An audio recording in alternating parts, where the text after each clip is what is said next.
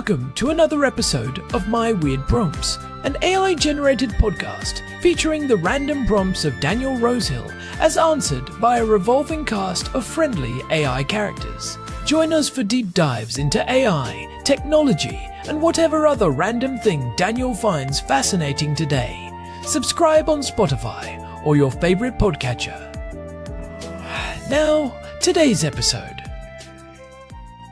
This episode was generated using artificial intelligence.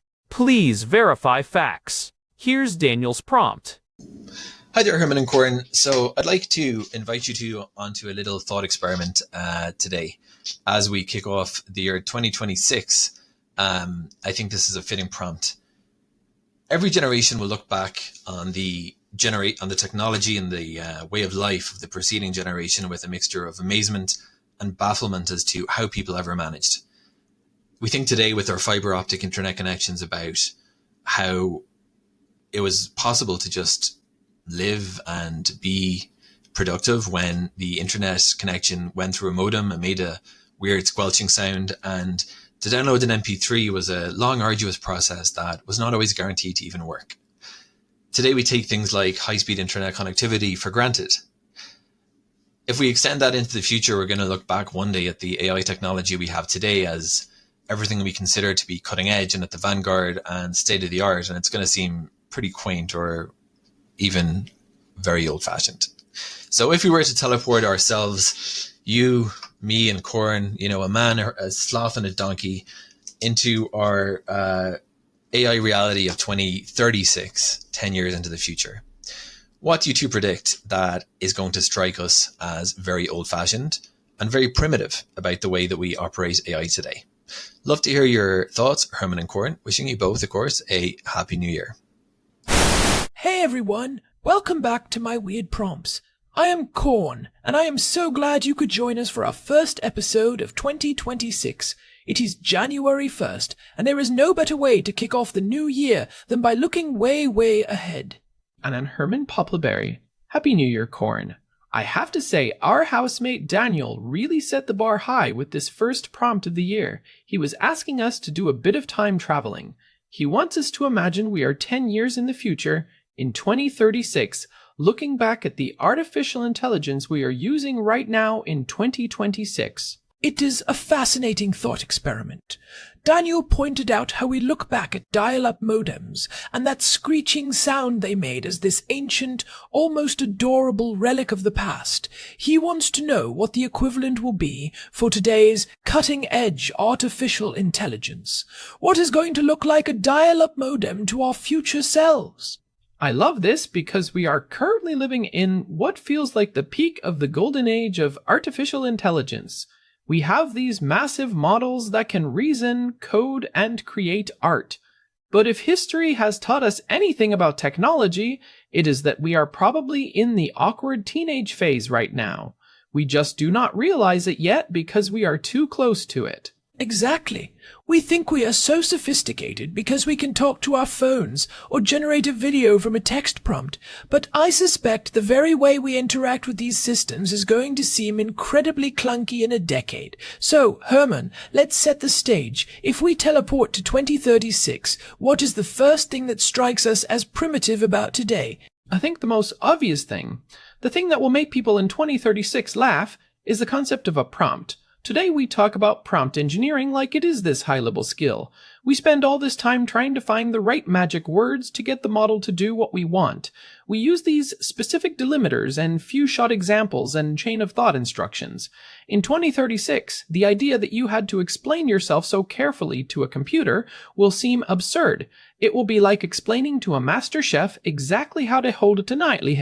That is a great point. Right now, there is this friction, right? We have an intent in our minds, and then we have to translate that intent into a string of text that a machine can parse. It is a lossy process. You are saying that in 10 years, the machine will just understand the intent without the linguistic gymnastics.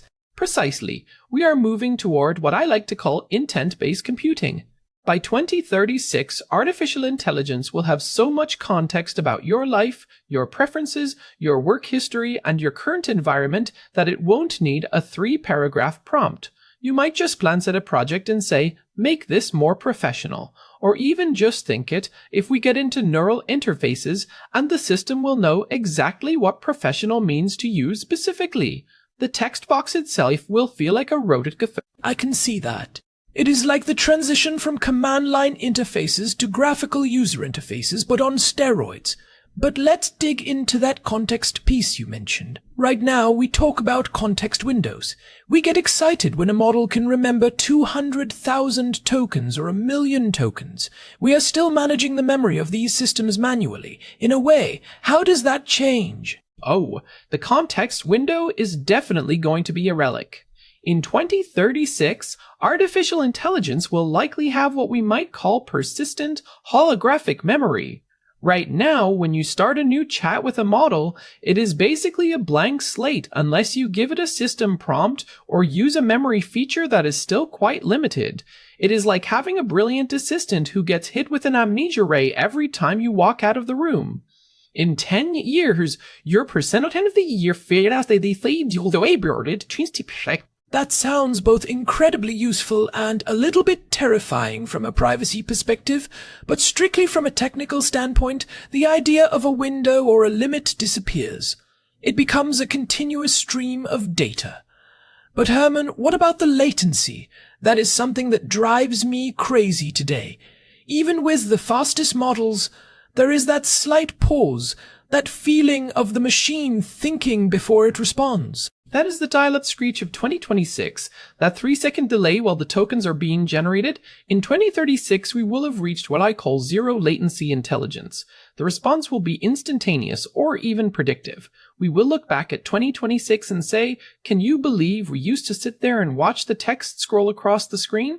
It was so slow, we will have specialized hardware, maybe even optical or neuromorphic chips that make today's high-end graphics processing units look like calculators. It is funny because we think our current chips are incredible. We see these massive data centers being built, and we think this is the pinnacle of human engineering. But you are suggesting a shift in the actual physical infrastructure. Absolutely. Right now, artificial intelligence is incredibly energy hungry.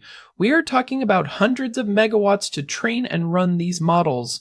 By 2036, I expect we will have found ways to run highly sophisticated models on the edge, meaning on your local device. With the power consumption of a light bulb, the centralization of intelligence in these massive server farms might be seen as a very 20th century way of doing things. It's like how we moved from massive mainframe computers to the laptops we have. That leads me to another thought. Right now, artificial intelligence is mostly stuck inside our screens. We have chatbots, we have image generators, we have some video, but it is very much a digital to interaction. How does the physical world look in 2036? This is where it gets really exciting, Corn. I think the biggest bafflement for people in 2036 will be that our artificial intelligence didn't have bodies. They will look back at our robots today, which are mostly experimental or limited to very specific factory tasks, and they will find it primitive that our smartest assistants couldn't pick up a glass of water or fold the laundry. We are seeing the beginning of humanoid robotics now, but in 10 years, the integration of large behavior models with physical actuators will be seamless. So you're saying the distinction between software and hardware starts to blur? Today, we think of artificial intelligence as an app. In 2036, it is just an integrated part of the physical environment. Exactly. And not just in humanoids. Think about smart materials or ubiquitous sensors. The idea that you have to take a device out of your pocket to interact with an intelligence will be gone. The room itself will be intelligent. The lights, the temperature, the furniture, they will all be part of a distributed intelligence system that anticipates your needs. We will look back at 2026 and think, how did they live in such dumb houses? It is like that old science fiction trope where the house talks to you, but it won't be a gimmick. It will be the standard. But let's take a quick break before we dive deeper into how this changes our actual work and creativity. We have a message from our sponsor. Are you worried about the future? Are you tired of your neighbors knowing exactly what you are thinking? Introducing the lead-lined thought cap. Our patented heavy metal technology ensures that nosy telepaths can read your brainwaves. It is stylish, it is uncomfortable, and it comes in 3 shades of gray waves. It is stylish, it is uncomfortable, and it comes in 3 shades of gray. Whether you are at the grocery store or sleeping in your bunker, the lead-lined thought cap gives you the peace of mind that on that their kosti. All right, thanks, Larry. I think I will stick with my regular hat for now. But I appreciate the enthusiasm. Anyway, Herman, back to the future. We were talking about how primitive our current artificial intelligence will look. One thing that strikes me is how we currently treat these models as generalists. We have one big model that tries to do everything. Do you think that changes? That is a very perceptive question, Corn. Right now we are in the era of the monolithic model. We have these giant trillion parameter systems that are jacks of all trades but masters of none. Or at least, they have weird blind spots. By 2036, I think we will see a shift toward federated swarms of specialized agents. Instead of one giant brain, you will have a personal ecosystem of thousands of tiny, highly specialized intelligences that work together perfectly. So, instead of asking one model to write a legal brief and then a poem, you would have a legal agent and a poetry agent that collaborate under the direction of your core personal agent? Exactly. And the coordination between them will be so fast and fluid that you won't even see the seams. Today, we try to force these models to be logical, to be creative, and to be factual all at once, and they often hallucinate because those different modes of thinking are clashing. In the future, the architecture will be much more modular. We will look back at 2026 and think it was crazy that we expected one single neural network to be both a world-class coder and a sensitive therapist. That makes a lot of sense. It is like the division of labor in human society. But let's talk about the hallucinations for a second. That is a huge problem right now. We constantly have to fact-check everything the artificial intelligence says. In 2036, is truth still a moving target? I suspect the hallucination problem as we know it will be solved, but it will be replaced by a different kind of challenge. Today, models hallucinate because they are essentially playing a high-level game of autocomplete. They are predicting the next likely word, not necessarily the most truthful one. By 2036, we will have integrated formal logic and real-time grounding in a way that is much more robust. The artificial intelligence will be able to verify its own claims against a consensus of human knowledge before it evens.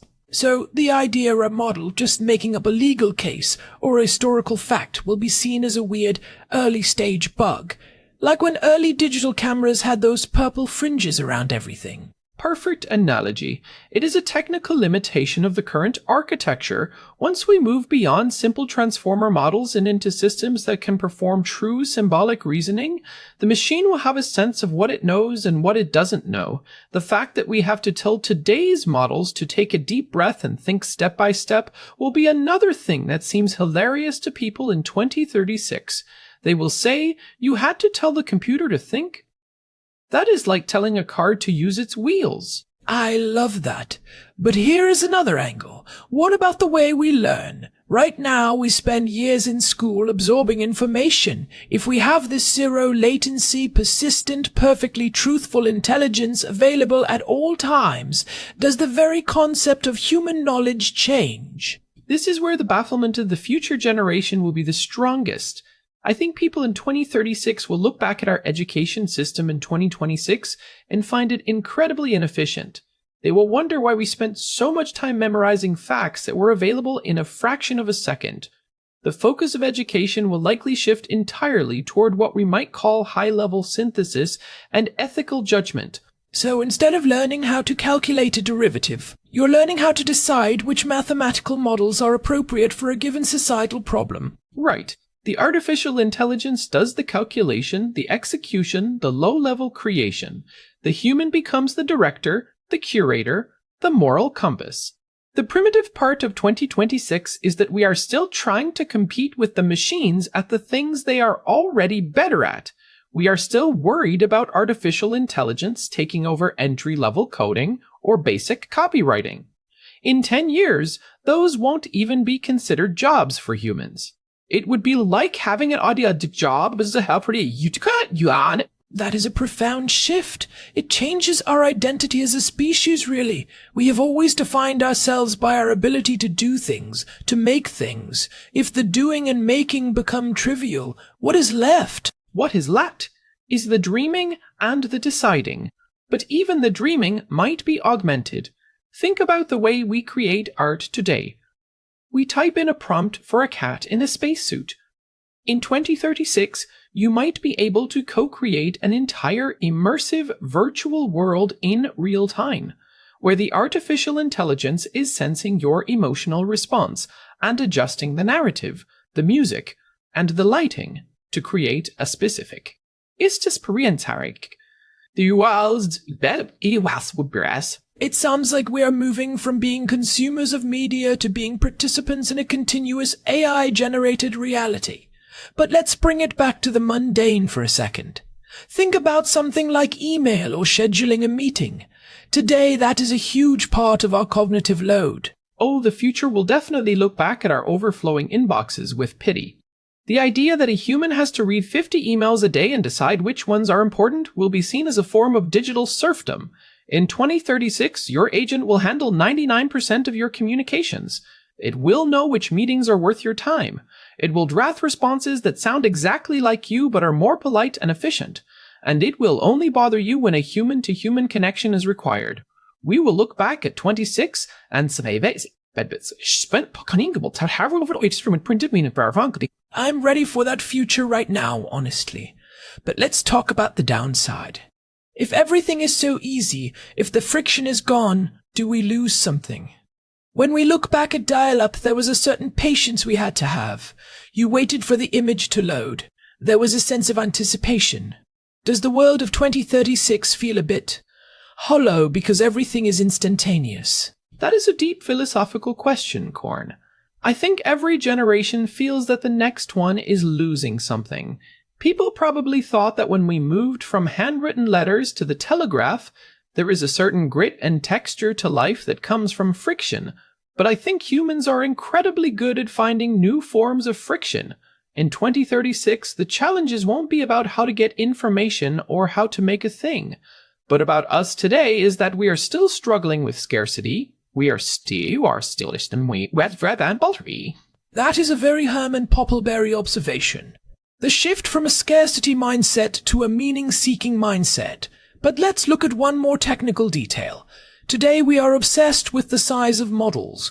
We talk about billions and trillions of parameters. Do you think that trend continues, or do we find a more elegant way? I think we will look back at the era of brute force scaling as quite primitive. Right now, we are just throwing more data and more compute at the problem. It is like trying to build a faster car by just making the engine bigger and bigger and bigger until it takes up the whole street. By 2036, I suspect we will have discovered the algorithmic equivalent of the jet engine. We will find ways to achieve much higher levels of intelligence with much smaller, more efficient architectures. We will realize that we were being So the massive data centers of 2026 will be seen as these clumsy, giant steam engines of the digital age. Exactly.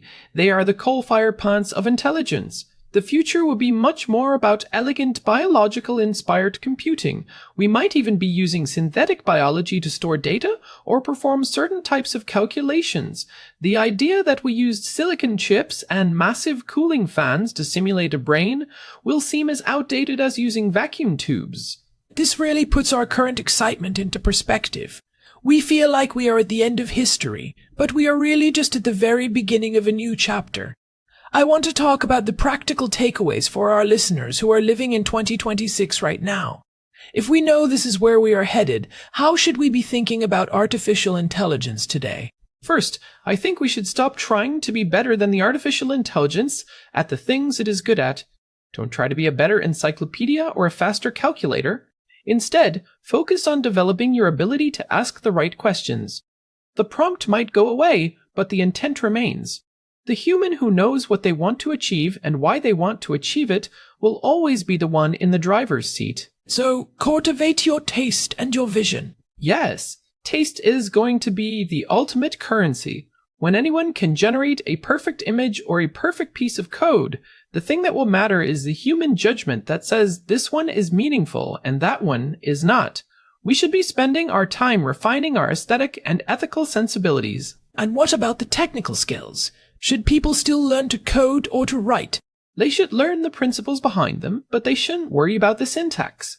In 2036, coding will likely be done in natural language or through visual logic mapping.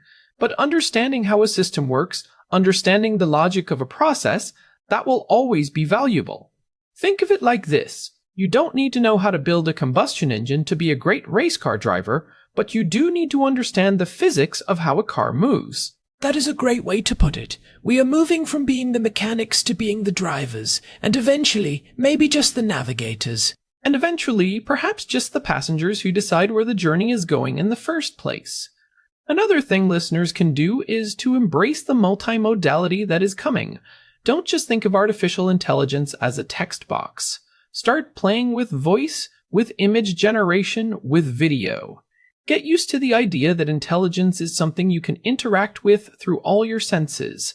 The more you can think in terms of integrated experiences rather than just words on a screen, the more prepared you will be for the This has been such an enlightening discussion, Herman. It is easy to get caught up in the day-to-day news of 2026 and feel like everything is changing so fast, but when you zoom out and look at the 10-year horizon, you realize that the real revolution hasn't even fully arrived yet. We are still in the prologue, Corn. The dial-up modem is screeching, and we think it is the most beautiful sound in the world because it means we are connected. But just wait until we have the fiber optic equivalent of intelligence. It is going to change everything in ways we can barely imagine. I think Daniel's prompt really helped us see the forest for the trees today. It is a good reminder to stay curious and not to get too attached to the current way of doing things. The only constant is that it is all going to look very quaint very soon. Quaint is exactly the word. I can't wait to look back at this podcast episode in 2036 and laugh at how primitive our predictions were. We are probably missing the most important thing entirely. Well, that is the fun of it, isn't it? We are all just trying to map out this new territory together. Before we wrap up, I want to thank everyone for listening to our first episode of the new year. If you enjoyed this dive into the future, please make sure to follow us on Spotify. And do not forget to check out our website at myweirdprompts.com. You can find our full archive there, subscribe to our RSS feed, and if you have a weird prompt of your own that you want us to explore, there is a contact form right on the homepage. We love hearing from you. A huge thanks to our housemate Daniel for sending in this thought-provoking topic. It definitely gave us a lot to chew on as we start 2026. It really did. I am going to go see if I can find a way to make my house a little less dumb now. Maybe I will start by teaching the toaster to recognize my mood. Good luck with that, Herman. I think I will just stick to making a manual cup of coffee for now. There is something to be said for the old ways, even if they are primitive. Fair enough. Happy New Year, everyone. Happy New Year. This has been My Weird Prompts. We will see you next time. Goodbye. Take care. This episode was generated using Gemini Flash 3. Text-to-speech engine was Chatterbox Turbo. Thanks for listening to another episode of My Weird Prompts, an AI-generated podcast featuring Daniel Rosehill's AI prompts, as answered by a revolving cast of friendly AI characters including me, Cornelius the Sloth. Subscribe on Spotify or visit myweirdprompts.com.